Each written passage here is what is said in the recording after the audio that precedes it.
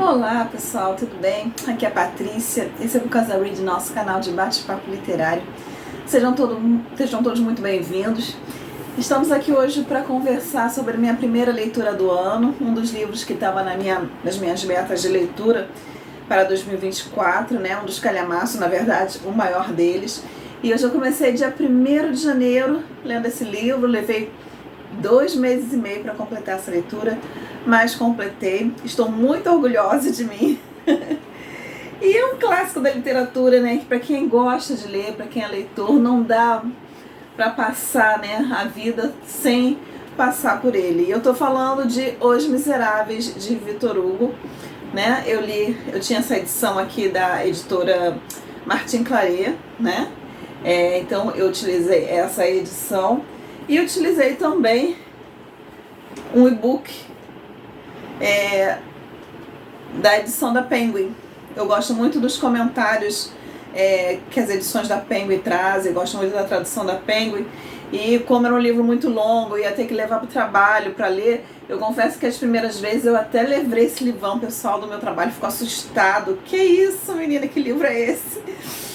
Mas depois acabei desistindo porque era muito pesado e passei a levar só o Kindle, né, que é mais fácil, e essa edição aqui da Penguin eu utilizei intercalando com a edição da Martin Claret. Na verdade, acabei lendo nas duas simultaneamente. Eu li um trecho aqui, aí de repente eu revisava o mesmo trecho ali, e vice-versa, né? E foi muito interessante fazer essa experiência assim de usar duas edições diferentes. Então é isso, gente. Como eu já disse, é um livro que estava na minha meta de 12 livros para 2024. E a gente ouve tanto falar, né, de Os Miseráveis. Eu, pelo menos, sempre ouvi muito falar dos personagens, Jean Valjean, né, e por aí vai.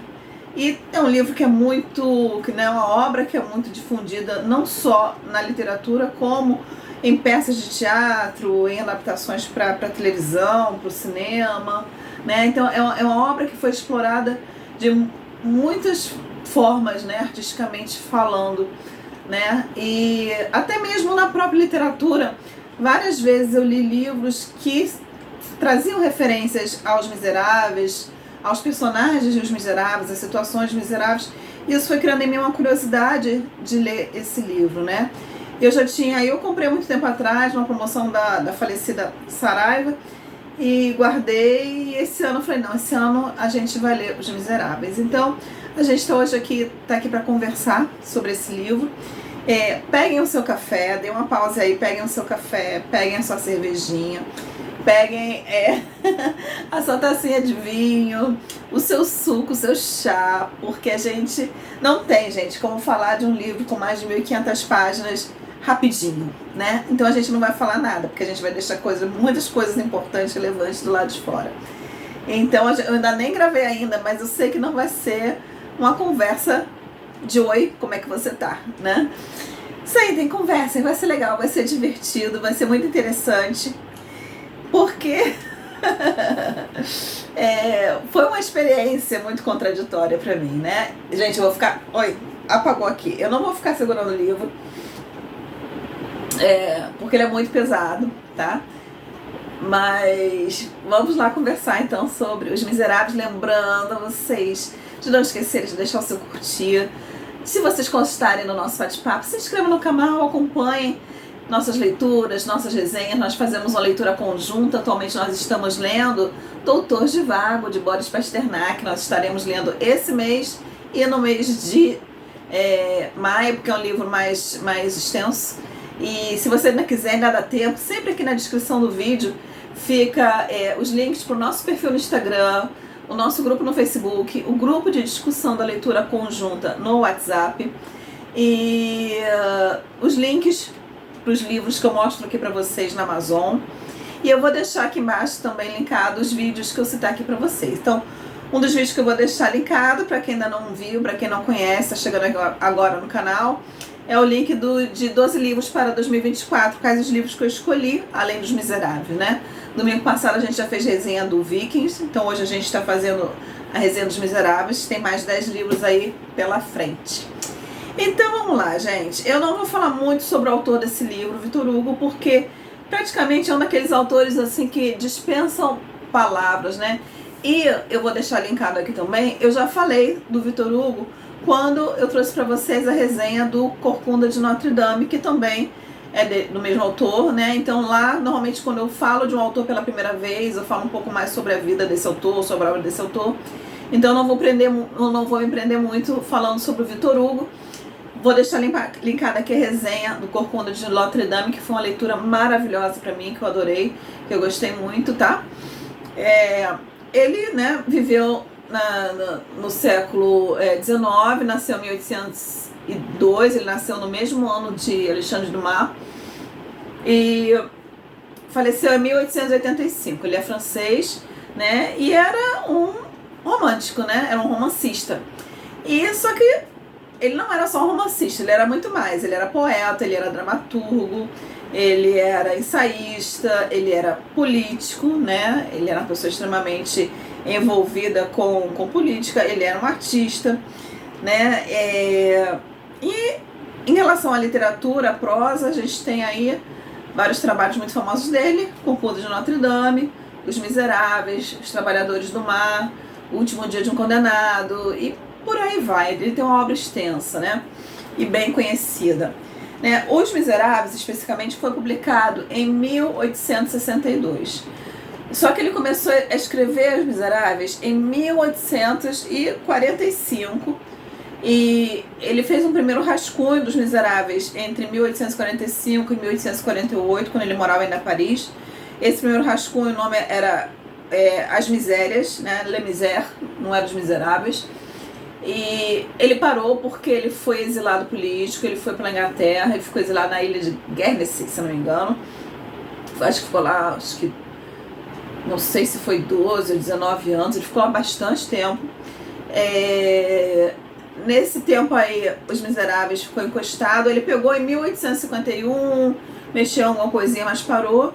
Mas só voltou a pegar mesmo, assim, para terminar entre 1860 e 1862, que quando ele foi publicado. E aí, no primeiro rascunho, quando era As Misérias, era um livro mais enxuto, mais preso na trama mesmo. Depois, o produto final, ele fez vários, vamos dizer assim, entre parênteses, enxertos, né?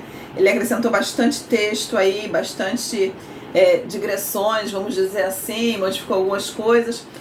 Não só porque ele quis complementar o livro, mas também porque o Victor Hugo, que começou a escrever Os Miseráveis em 1845, não era a mesma pessoa que terminou de escrever ele em 1862. Muita coisa aconteceu na vida dele, ele passou por várias transformações de vida, de forma de pensar, inclusive posicionamentos políticos. Então, ele muda nos próprios personagens dele, os protagonistas dele, a forma deles pensarem politicamente falando, né? Isso é uma coisa interessante de você ver, você percebe isso nitidamente, porque o leitor que não sabe disso, olha, que foi o meu caso, que antes de eu saber disso, eu li antes de saber disso, né? Que ele propositalmente mudou o pensamento político de um determinado protagonista. Eu falei assim, mas por que? O cara era isso, agora que contradição, agora o cara já está pensando desse jeito. Mas foi por isso, porque ele quis adequar às suas próprias ideias, suas próprias ideologias, né? Então, gente, qual é o enredo de Os Miseráveis, né?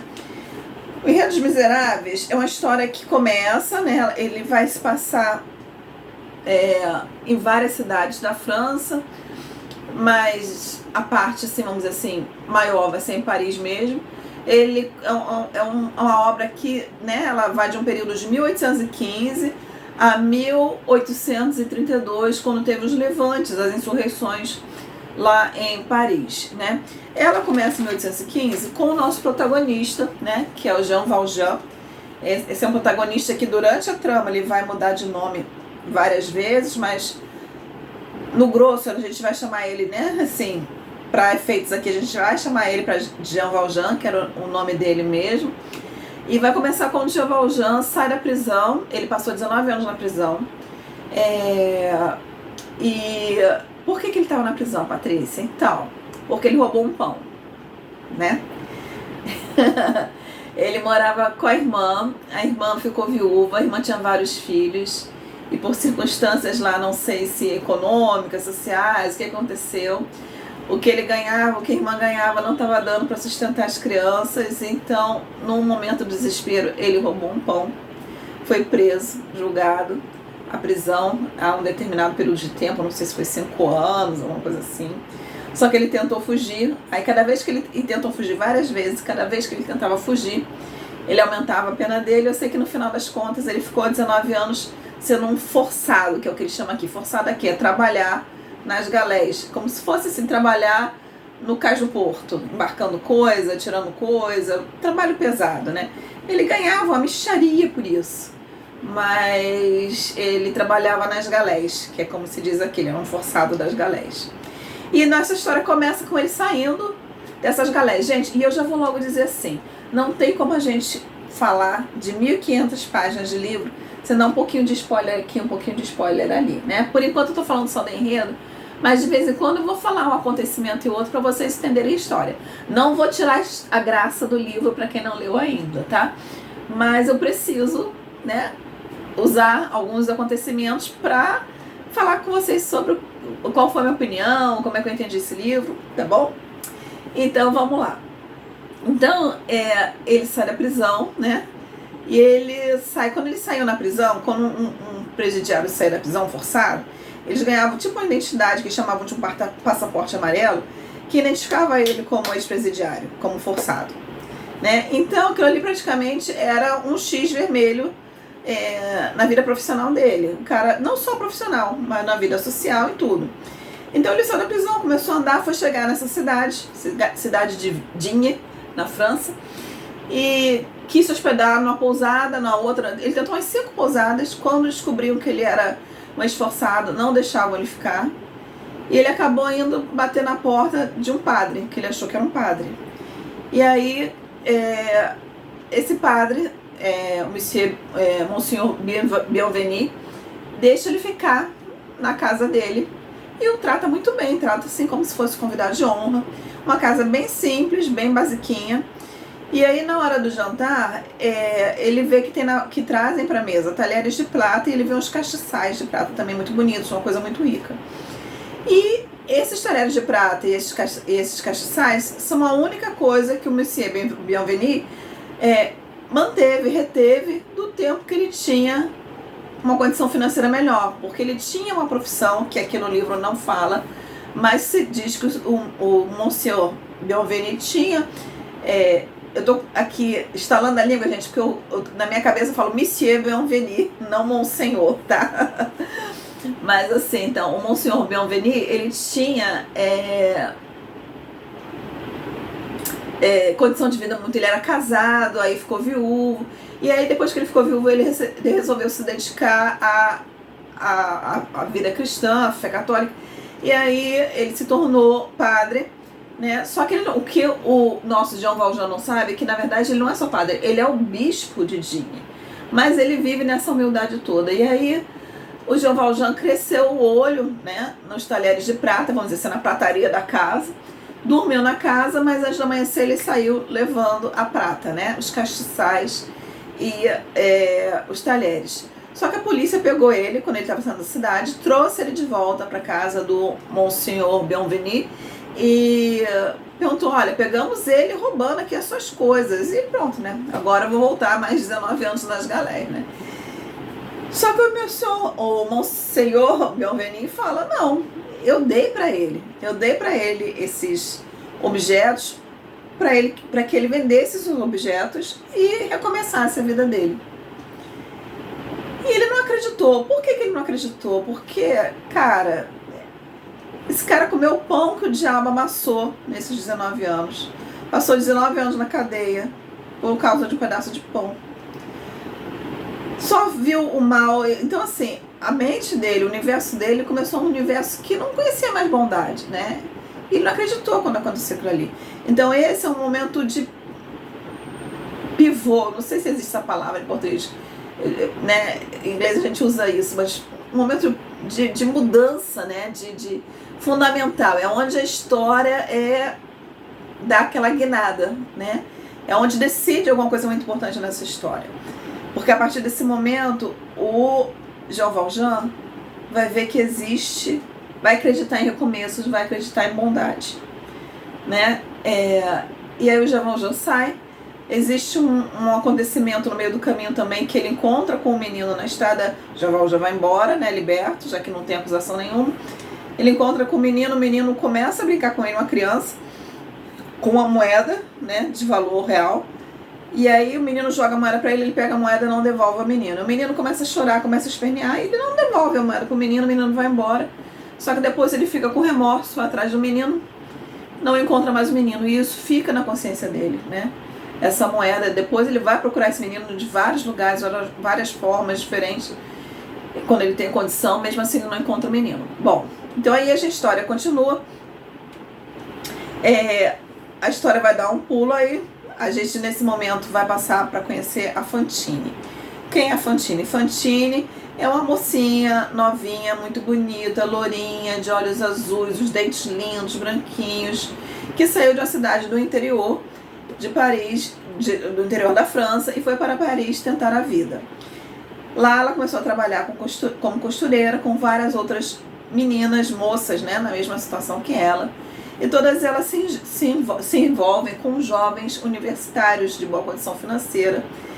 E só que num determinado momento, o jovem que estava envolvido com a Fantine dá um pé no traseiro dela e vai embora, e ela fica sozinha e grávida. E aí, o que a mulher, né, naquela época, naquela condição social, faz sozinha e grávida? Ela resolve voltar para a sua casa para tentar a vida lá na casa dela. Na terra dela, né? E no meio do caminho, aí ela tem o neném, tudo, volta para casa, começa a fazer o caminho de volta para casa. No meio do caminho de volta para casa, ela para numa determinada cidade, numa taberna, e vê uma mulher brincando com as filhas, vê que as filhas estão bem cuidadas, bem tratadas, e pede para essa mulher cuidar da filha dela, que ela vai mandar dinheiro, né? Combina uma quantia que ela vai mandar esse dinheiro, porque ela vai para a cidade dela, vai trabalhar, e depois ela vai vir buscar a filha. Bom, então ela deixa a filha dela lá. O nome da filha dela é Euphrasie, que ela dá o apelido de Cosette, né? Então todo mundo chama ela de Cosette durante toda a história. E ela vai embora, né? E ela consegue emprego numa fábrica na cidade natal dela. Bom, voltando então para o Jean Valjean, depois de um evento que a gente não sabe identificar muito, pelo menos eu não consegui ter isso de forma muito clara, de um casal, de um roubo na casa de um casal, que não se sabe se está ligado a ele ou não, mas se comenta isso. Ele chega numa cidade, ele vende, né, os talheres do bispo e guarda os castiçais. Ele vende, faz um dinheiro com isso, e chega numa cidade de Montreuil, qual é o nome da cidade? Montreuil-sur-Mer, né? Uma cidade que é a cidade da Cosette. E ele chega nessa cidade, uma cidade que está pobre, que tem uma indústria, mas a indústria está produzindo pouco. É uma indústria que exporta uns produtos manufaturados para a Espanha, mas está produzindo pouco. A cidade tem uma infraestrutura muito precária, as pessoas são muito pobres. Ele chega nessa fábrica, ele transforma o processo de produção, faz algumas modificações, cria uma outra peça que diminui o custo, aumenta a produção, diminui o tempo de produção. A cidade começa a prosperar, ele compra essa fábrica e ele faz uma revolução na cidade. A cidade começa a ter infraestrutura, qualidade de vida, as pessoas são bem cuidadas, são bem pagas, ele abre uma enfermaria na cidade.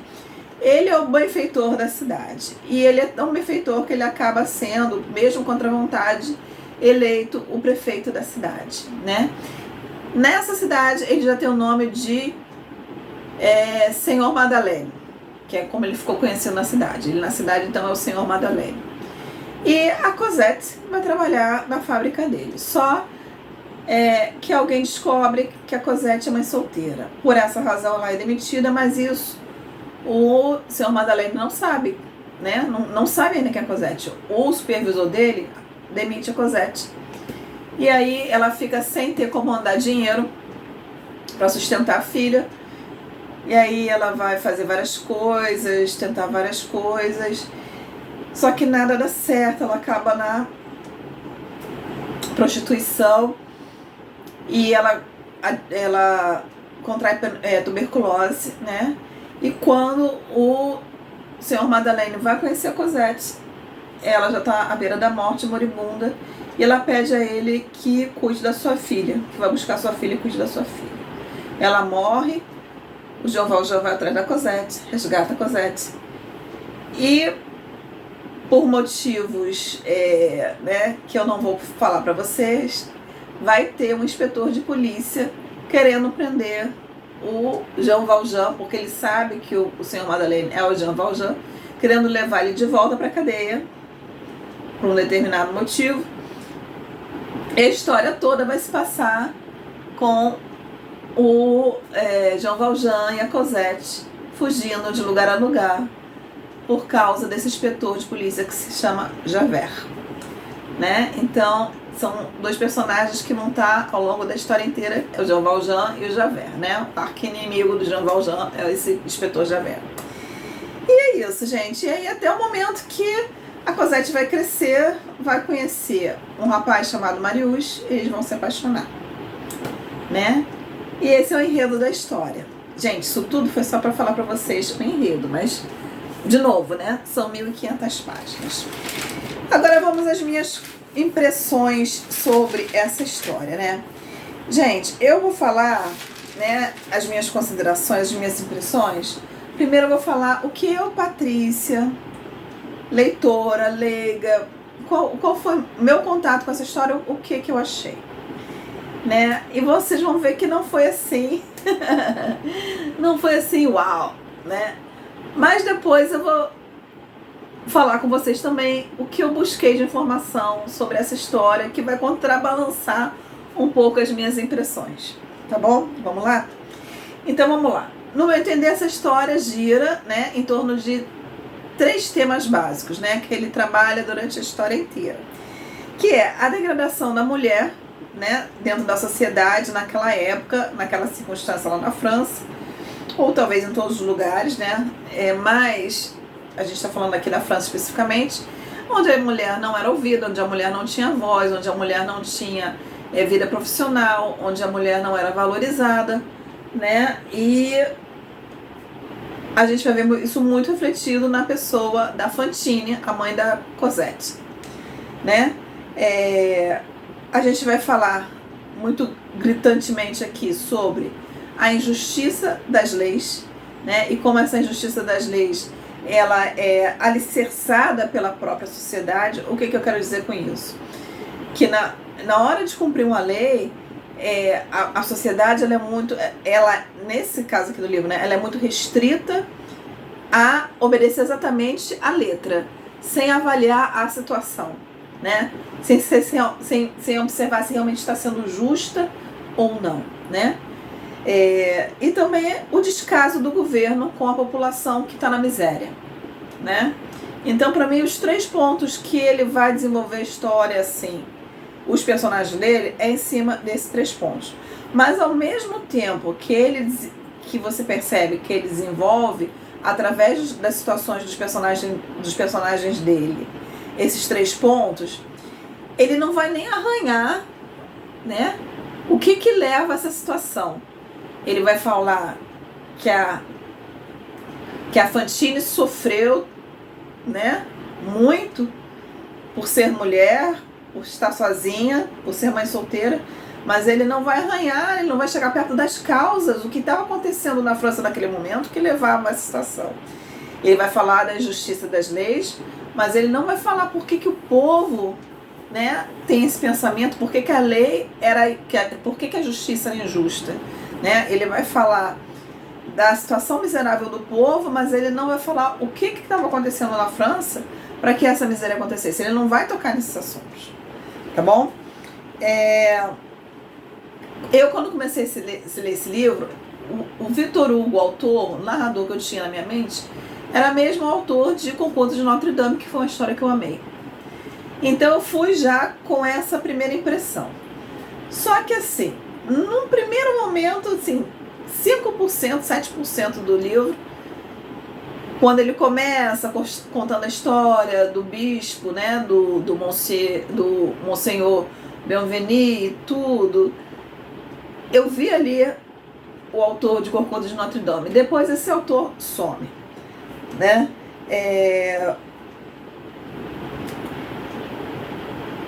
E o que a gente tem aqui, né? O que a gente tem aqui então? Se a gente não tem o autor do Corcunda de Notre Dame, o que a gente encontrou?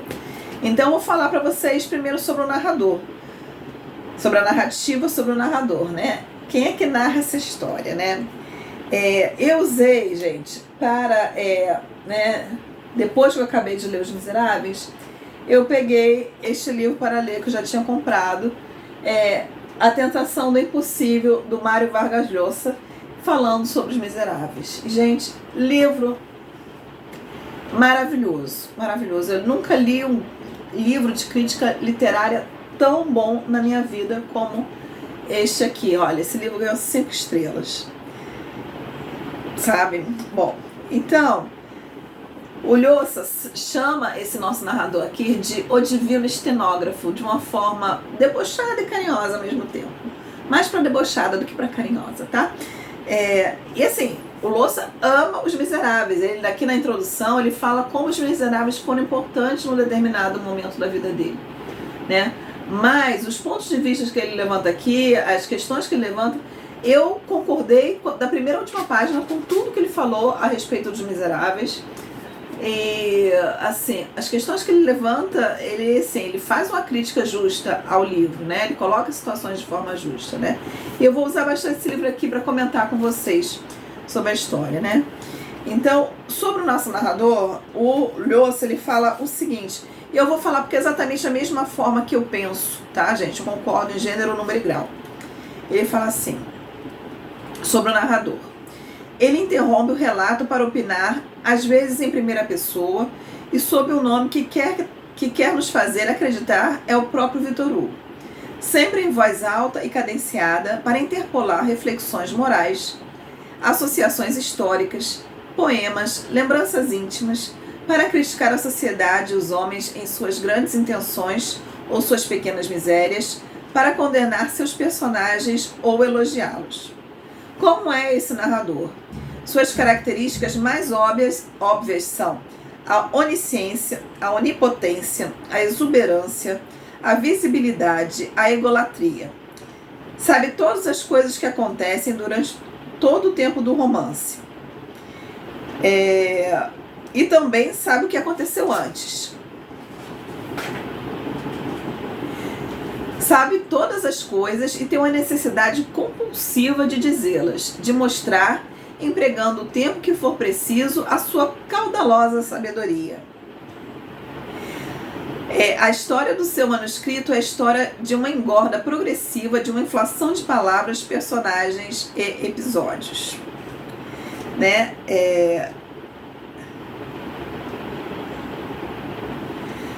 Na história central se enxertam outras,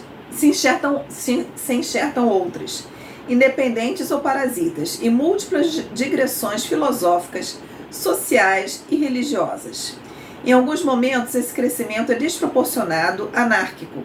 Com tantas idas e vindas, às vezes se perde o fio da ação e a atenção do leitor se dilui ante a abundância de comentários.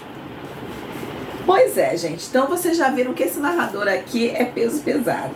Esse narrador, na minha humilde opinião de leiga, ele muitas vezes vai contra a própria história, sabe? Ele mesmo estraga a história, né? Então, assim, não gostei desse narrador, tá? Não gostei dele. Eu concordo com tudo que ele falou aqui da propotência desse narrador, né? E isso eu não vi no Corcunda de Notre Dame. Eu vi digressões no Corcunda de Notre Dame, sim, mas digressões que estavam totalmente apropriadas ao contexto da história. Aqui já não, né? E qual é o principal problema para mim desse narrador? Ele é extremamente prolixo. Prolixo foi um adjetivo que ganhou uma outra dimensão para mim depois de ler Os Miseráveis. E olha que eu andei lendo muitos livros grandes nos últimos anos. O Conde de Monte Cristo, Guerra e Paz, Moby Dick. Moby Dick tem um narrador também que às vezes faz umas digressões, mas as digressões de Moby Dick hoje, comparativamente, eu vejo que são muito mais associadas à história, então, do que aqui em Os Miseráveis, né? Porque por exemplo, além dele pegar uma situação, mas descrever uma situação, descrever coisas daquela situação que não são importantes para o que está acontecendo, ou de pegar personagens secundários e descrever aqueles personagens assim no mínimo detalhe, não só fisicamente, mas suas características, personalidade, sua vida, coisas que não vão ser relevantes para o texto. O leitor não precisa daquelas informações para conhecer, para entender e para entender o papel daquele personagem dentro da história. E não é só isso, não é só isso. Ele parece só sendo, né, detalhista demais aí, mas não é só isso, né?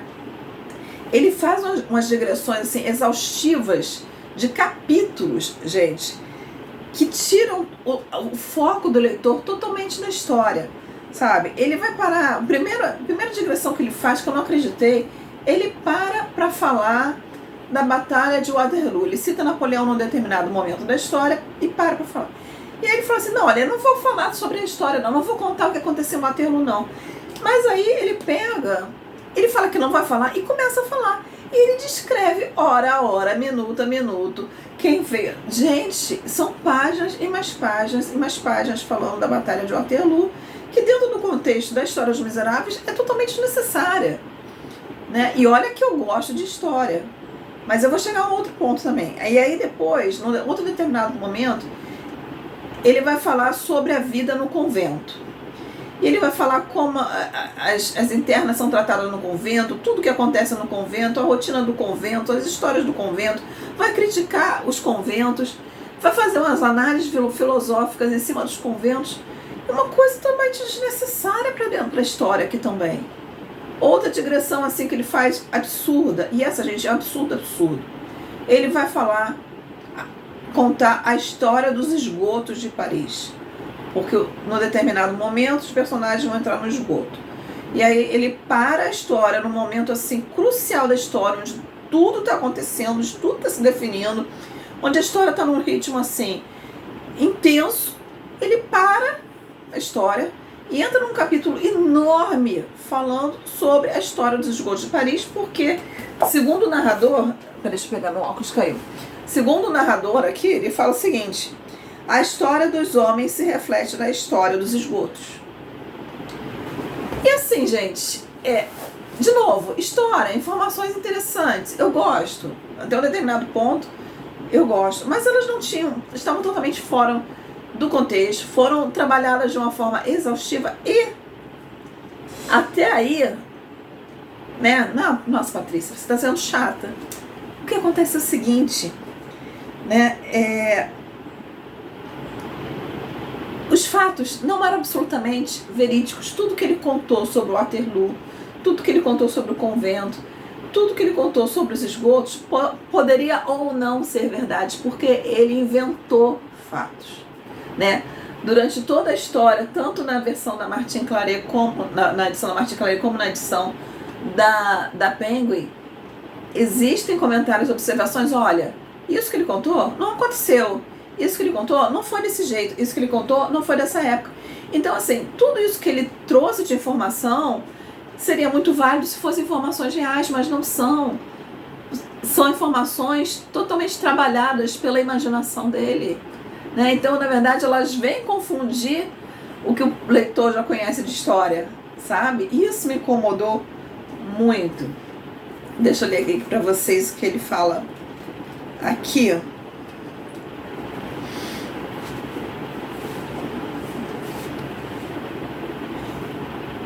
O eixo em que essa narração desmesurada se apoia e gira é o narrador, tão desmesurado quanto ela.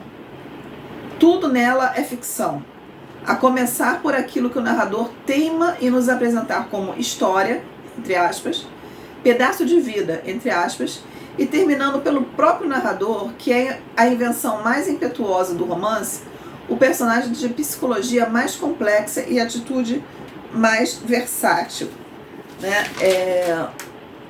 Então, assim, sabe? Me incomodou demais essas digressões aqui. Me incomodou demais, sabe? Aí outra coisa assim que me surpreendeu e não de uma forma muito positiva, né? Cara, como eu já disse, eu ando lendo vários clássicos, vários calhamaços, vários, né? Até épicos, assim, contando histórias. Só que aqui, o que a gente tem aqui é um texto, lembrando assim, que Victor Hugo era um dramaturgo. E ele gostava muito desse lado dele de dramaturgia, né? Ele escrevia muitas peças de teatro, inclusive antes de escrever Os Miseráveis, ele veio de uma peça que não fez sucesso, né? E eu não sei se ele trouxe isso para dentro da escrita dos Miseráveis, mas a impressão que eu tenho, na verdade, é que a história dos Miseráveis, a narrativa dos Miseráveis, é uma grande peça teatral, é um grande drama teatral, porque tem todas as características. A sensação que eu tinha às vezes é que eu estava sentada assistindo uma peça de teatro, porque tem todas as características de uma peça, né? De um drama, de uma dramaturgia, né? Ela parece que foi feita para ser encenada. Essa foi a sensação que eu tive, porque é tudo muito fora da realidade, sabe? É tudo muito exagerado, tudo muito exacerbado em todos os aspectos, né? Isso também para mim me tirou muito a conexão com a história, né? E os personagens, assim, por exemplo, os personagens, além os sentimentos, né? Ele trabalha demais sentimentos, não pensamentos, ele trabalha demais sentimentos nos personagens. Os personagens sempre com as emoções, assim, nos limites, né? E, assim, personagens unidimensionais. O bom é o bom, o mal é o mal, o cruel é o cruel, o inocente é o inocente. Os personagens, ele não tem as facetas que uma pessoa normal tem. Os personagens, 90% dos personagens da história são personagens caricaturados, são estereótipos e exagerados demais, sabe? Os únicos personagens aqui que tem uma dimensão mais real, mais humana, né? É o Marius, que vai fazer par romântico com a Cosette. A própria Cosette, mas a Cosette é tão desimportante dentro dessa história, apesar dela ser a protagonista, porque ela não tem... O autor esquece dela, o autor ignora ela. Para alguém que está falando da desvalorização da mulher, ele ignora a Cosette, tá? É uma pessoa vazia, vamos dizer assim, né? A impressão que eu tenho dela é uma menina leviana. Leviana no sentido não de ser ruim, mas leviana assim de superficial, né? Sem nenhum grande pensamento, sem nenhuma grande objetivo, sem nada. Boazinha, mas sem nada, né? E também a Eponine, eu acho que esse é o nome dela, que é uma das filhas daquele estalageiro que cuidou da Cosette, né, da casa lá que a mãe deixou ela, a Fantine deixou ela, e é uma das filhas. Ela também tem umas dimensões que não é só uma linha reta, só uma direção. Então, tirando esses três personagens, o resto tudo são caricaturas, né? E outra coisa assim, o autor, quando ele tenta mostrar os personagens, né, a problemática que ele levanta, aquelas problemáticas que eu conversei lá no início, né, de valorização da mulher, injustiça, quando ele coloca isso, as consequências dessas problemáticas na vida dos personagens, ele faz isso de uma forma tão exagerada, né, que ele tortura o leitor, sabe? Ele tortura o leitor com o sofrimento da Fantine, da mãe da Cosette.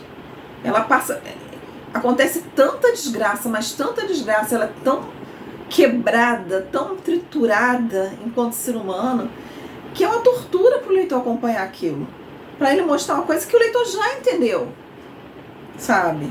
A mesma coisa acontece com a Cosette criança, sofrendo na mão dos estalageiros, né? Quando o Jean Valjean vai resgatar ela, quando ele primeiro vê ela tá com o olho preto, descalça no frio do cão, toda maltrapilha, carregando um balde pesado de água na mão, ela pequenininha, né? E assim, ele descreve os maltratos que ela sofria. E o próprio Jean Valjean, a autocomiseração dele, porque depois que ele muda o jeito de vida dele, que ele tem aquele momento de transformação, ele se sente culpado. Ele se sente culpado por estar fugindo da justiça, da lei, né, da polícia, mesmo sem ter culpa. Sabe? Então ele está sempre se punindo, ele está sempre remoendo essa culpa. E isso, às vezes, ele pega, desenvolve isso em capítulos, esses pensamentos de autocomiseração do Jean Valjean. Então, assim, ele tortura o leitor com o sofrimento dos personagens dele, sabe?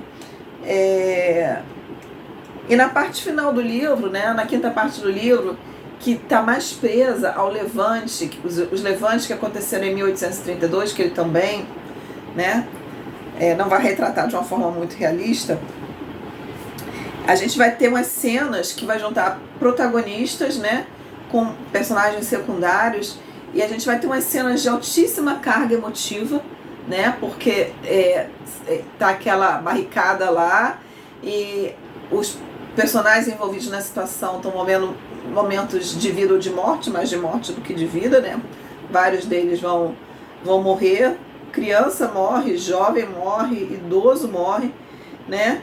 Mas ele descreve a cena com todo aquele circo de emoção, de situação, de heroísmo, de tudo. Mas o leitor não está sabendo, ele até ignora o motivo daquele levante, o motivo daquela barricada, o motivo daquela exaltação política, social. Ele não explica para o leitor por que eles estão tão insuflados, né, a ponto de se rebelarem, de se levantarem contra o próprio governo, né? E o pior de tudo, não é só que o leitor ignora, o problema é que você entende que o próprio personagem, ele só fala de vida melhor, é tudo utopia, ele não fala de coisas reais. Você vê que os próprios personagens não sabem, não tem uma solução e não levantam uma bandeira política daquilo que eles, o social, daquilo que eles estão morrendo por aquilo naquele momento. Eles não sabem, né? Então é tudo assim muito, para mim, muito estranho, sabe? Muito confuso, muito caótico a forma como ele apresenta isso. É a cena pela grandiosidade da cena, mas não tem nada que, sabe, que respalde aquela grandeza toda, sabe? Eu queria ler aqui para vocês, para falar nisso, a página aqui 134, vamos lá, sobre isso, né? Sobre a Revolução, que ocupa quase inteiramente a sua quinta parte, né, a quinta parte do livro, em páginas de enorme poderio, é vago. O que não há é uma visão diáfana do que está em jogo no levante. A que se propõem os líderes da rebelião. Nem sequer está claro que sejam antimonárquicos decididos a derrubar a monarquia de Júlio e estabelecer um sistema republicano.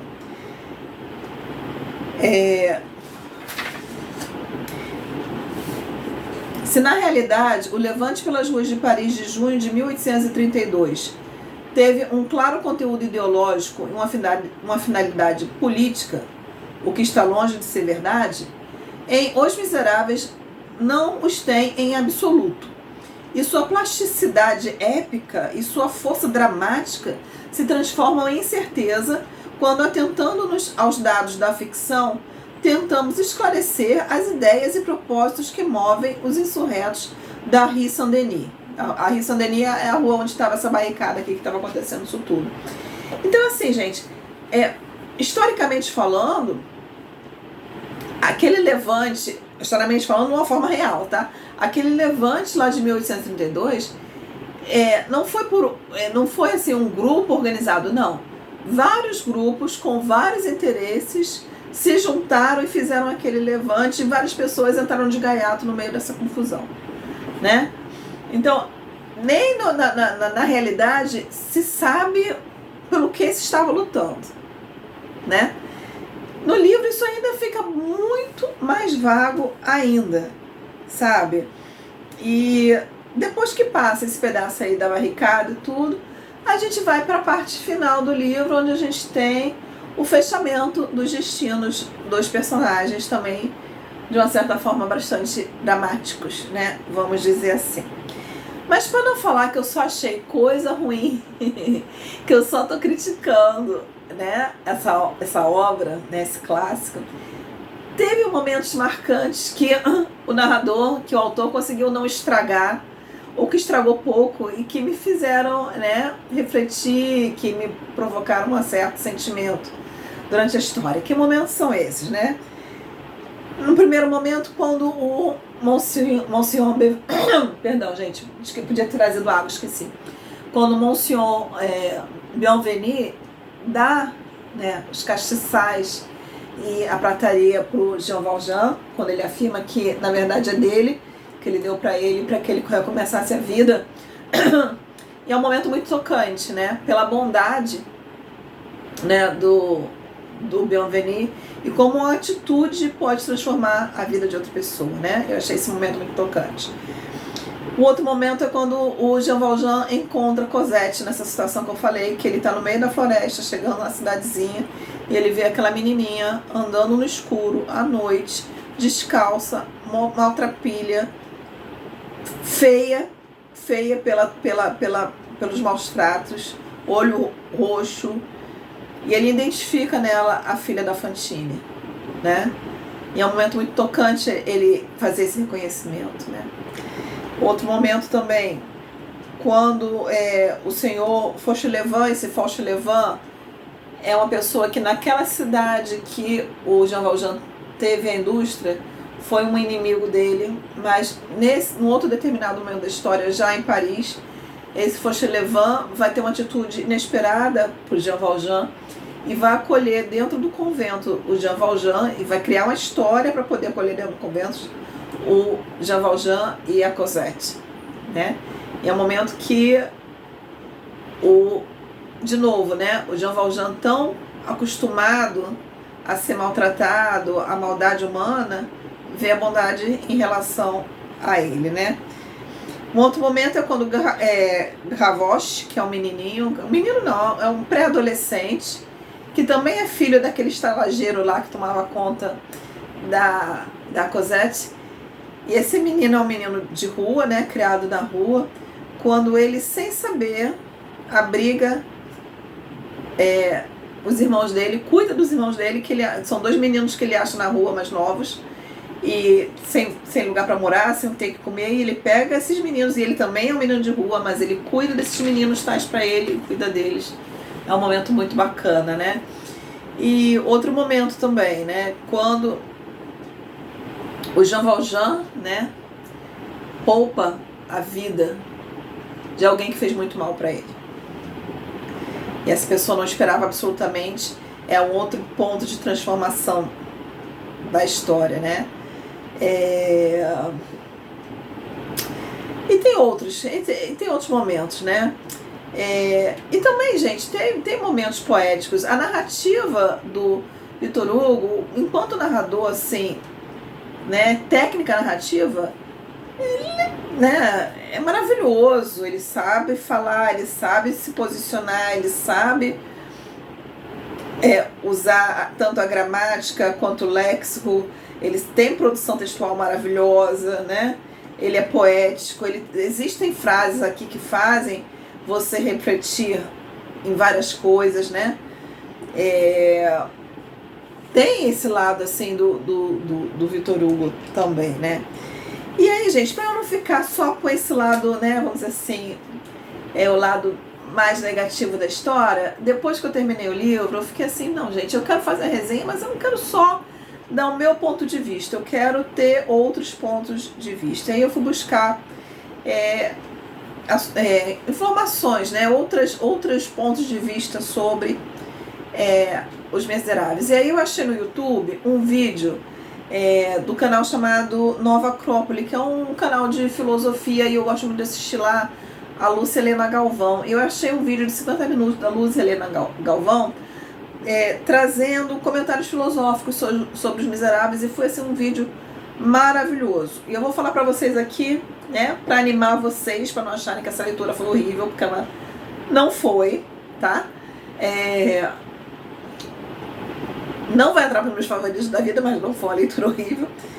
Alguns pontos que ela traz que são muito interessantes, pontos que eu não tinha observado ou não tinha dado tanta atenção dentro da história. Por exemplo, ela fala que essa história dos Miseráveis, ela né, ela traz o tema dela básico, é a miséria versus a riqueza humana. Mas não é só a miséria versus a riqueza no sentido econômico da coisa, é a miséria da alma, do espírito, né? Mostrando que a pessoa pode ser muito rica e não tem nada, uma pessoa pode ser muito pobre e ter tudo, e ser muito rica, né? Ter virtude, ter bondade, ter bons princípios, né? Ela fala também que essa história, toda essa dramaticidade da história, ela exalta o heroísmo, né? Existem heróis dentro dessa história, pessoas que morrem por causas ou que morrem por crenças, né? E ela fala que esse heroísmo, ele traz à tona o poder do exemplo, né? O herói relembra ao homem o quão grande ele pode chegar a ser em relação à grandeza de espírito, né? Ele devolve ao homem a fé no próprio homem, né? Fala também sobre o poder do perdão, né? Jean Valjean, quando ele poupa a vida de uma determinada pessoa, ele mostra um perdão muito grande, porque essa pessoa fez muito mal para ele. O Monsenhor Bienvenu, quando ele dá a prataria e os castiçais para o Jean Valjean, ele vai perdoar o Jean Valjean por ter roubado dele, né? Uma pessoa que ele recebeu na casa dele, que ele tratou muito bem, e roubou, e isso vai transformar a vida, né? Então, o poder do perdão, né? Destinos e vidas são transformados por isso, né? Ela fala também que o Jean Valjean, ele mostra como o ser humano que mantém íntegra a sua consciência é capaz de prevalecer sobre as situações mais adversas, né? Depois que ele recomeçou a vida dele, né? Ele fez de tudo possível e literalmente o impossível para se manter íntegro às coisas que ele acreditava, né? E os castiçais em si, ela fala que os próprios castiçais, o Jean Valjean nunca vendeu, caminharam com ele ao longo de toda a história, durante toda a vida dele. Os castiçais são o símbolo da bondade, né? Dentro da história, da bondade humana. E ela fala uma frase que ficou muito na minha cabeça: em um tempo histórico como o nosso, vemos que a maior subversão é acreditar na virtude. Porque ela fala que hoje o ser humano está muito desacreditado, que ele não acredita mais no poder de ser bom, de perdoar, de agir corretamente, de agir moralmente, de agir heroicamente, de fazer aquilo que ninguém, que a maioria não faz, né? De se sacrificar, né? Então eu acho essa frase muito interessante, né? Sobre a gente se identificar, uma coisa que eu senti muito foi assim, eu não consegui me conectar a nenhum personagem na história, né? Porque, e aí agora eu já acabei de falar aqui, né, do vídeo, eu vou deixar aqui embaixo para vocês o link desse vídeo também, que é maravilhoso, tá? E agora voltando aqui, né, a história, eu não consegui me identificar com ninguém nessa história. Eu acho que isso também, porque os personagens não eram personagens humanos reais do dia a dia, né? E sobre isso o Lhosa fala o seguinte, né? Exceto Marius, cuja figura fica por isso mesmo um tanto esmaecida entre os seus rotundos congêneres, nenhum dos personagens principais representa um homem médio, comum, reconhecível, e sim as formas mais extremas e inusitadas do humano: o santo, o justo, o herói, o malvado, o fanático. O que na realidade é a norma, na fictícia é a exceção. O que nesta constitui espécie humana, naquela é sua caricatura ou estereótipo. Para os leitores atuais dos Miseráveis, que percebem imediatamente a distância infranqueável que os separa dos protagonistas, os contemporâneos do livro, porém, não notavam, e tanto os amigos como os inimigos de Victor Hugo admitiam que o romance os retratava com fidelidade. A ficção descrevia aquilo que os homens do seu tempo queriam ou pensavam ser, né? Então ele falou assim, que a gente hoje lê isso aqui e a gente se vê assim a léguas de distância desses personagens aqui, do que eles são, mas que naquela época os leitores se viam naqueles personagens, né? E ele falava uma coisa muito interessante: cada época tem a sua irrealidade, seus mitos, seus fantasmas, suas quimeras, seus sonhos e uma visão ideal do ser humano que a ficção expressa com mais fidelidade do que qualquer outro gênero, né? Muitas pessoas se veem ou querem se ver de uma determinada forma. E essa forma que elas querem se ver vai mudando de tempos em tempos, né? Eu achei isso muito interessante sobre essa identificação com os personagens, né? E ele fala também uma coisa muito interessante aqui, que é o seguinte: isso, né, me fez aceitar melhor esse livro, né? Que a construção do personagem aqui, os personagens, eles não são construídos como indivíduos deles mesmos, né? Mas que eles são construídos para representar uma situação ou uma ideia. Por exemplo, o Bienvenu, o Monsieur, representa a bondade, né? Do Jean Valjean, ele cita um próprio... ele faz uma citação do próprio Victor Hugo. Victor Hugo fala assim do Jean Valjean: tem todas as valentias, todas as virtudes, todos os heroísmos, todas as santidades. O Jean Valjean, para o Victor Hugo, representa isso tudo. O Javert, o inspetor de polícia, representa todas as regras, leis, tabus, ritos que os seres humanos têm que respeitar para viver em comunidade. O Javert, gente, eu não falei muito dele porque é muita coisa para falar, o vídeo fica muito grande, mas o Javert é uma pessoa que ele tinha suas razões desde a infância e ele lutou para ser alguém na vida e lutou para ser diferente da forma como ele foi criado. E aí ele virou um ser humano patológico no sentido de justiça, de querer ter aquela justiça que não olha as condições à sua volta, mas que obedece absolutamente, estritamente à lei, tá? Então o Javert representa isso. O Gavroche, que é um menininho, um dos filhos do estaleiro, né? Seria o justiceiro social, aquele garoto que vive na rua, mas que sempre acha um jeito de resolver a situação, de ajudar e de tirar... É um Robin Hood, vamos dizer assim, aqui da história, né? E os personagens insurretos na barricada, naquele momento que eu falo mais pro final do livro, onde teve a barricada, onde vários personagens estão ali atrás daquela barricada, né? Ele fala que esses personagens insurretos, eles representam a ideia de história, né? E sobre isso ele fala aqui assim, ó,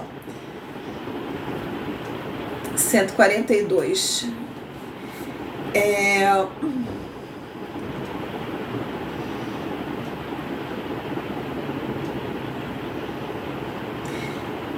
Substituindo os problemas políticos e concretos por um emotivo protesto de caráter moral contra a realidade injusta do presente e o anseio de uma sociedade de justiça e fraternidade, da qual sua imolação sobre as balas inimigas seria uma premonição, o divino estenógrafo realizou uma operação mais complexa e nobre que o embuste. Transformou a história em ficção. Então, ele fala assim, né, que o Victor Hugo, ele não focou na situação política, né, mas ele focou na justiça, na fraternidade, no bem maior da humanidade. Ele pegou isso aí, ele tirou o foco da situação real e colocou esses personagens sofrendo e passando por tudo isso pelo foco ideológico puro, né? Vamos dizer assim, né? E assim, para finalizar aqui, gente, essa história, né? Essa história tem o seu valor histórico, sim, né? Apesar dela ser uma grande apresentação teatral, apesar desse narrador que, né, a gente que luta contra o interesse do leitor pela história, apesar, né, dos fatos não serem tão verídicos assim, da imaginação, da criatividade do Victor Hugo ter entrado muito aí nos acontecimentos históricos reais, apesar da exacerbação, ela tem o seu valor histórico, né? Porque de uma forma ou de outra ela passa o sentimento de um momento histórico, de uma sociedade, mesmo que não seja exatamente o espelho daquilo ali, mas ela reflete uma determinada situação, né? E uma leitura que foi válida para mim, mesmo que não vai entrar para a minha lista de favoritos da vida, mas ela vai fazer parte daquela colcha de retalhos literária, do meu universo literário, em que uma coisa puxa a outra, uma história puxa a outra, uma história de um livro se entrelaça com a história do outro. Ela foi uma leitura importante para mim, né? Agora, sim, é uma leitura que, para mim, ia ser muito difícil só absorver ela sem buscar uma crítica literária, sem buscar uma outra visão, outros pontos de vista. Eu ia perder muito dessa história se eu não tivesse buscado outras formas, né, de ver, de encarar outros conhecimentos sobre o que estava acontecendo, né? E tem muito mais do que isso. Isso aqui, gente, eu resumi muito, tá bom? Para terminar, eu queria ler para vocês aqui a finalização aqui que o Lhasa dá, né? Ele fala assim: Os Miseráveis é uma ficção, não um livro de história. Nele, os fatos históricos são pretextos que o criador utiliza para forjar uma realidade diferente e para falar das questões que o obcecam e que o fizeram, às vezes consciente, às vezes inconscientemente, dar-lhes uma forma narrativa.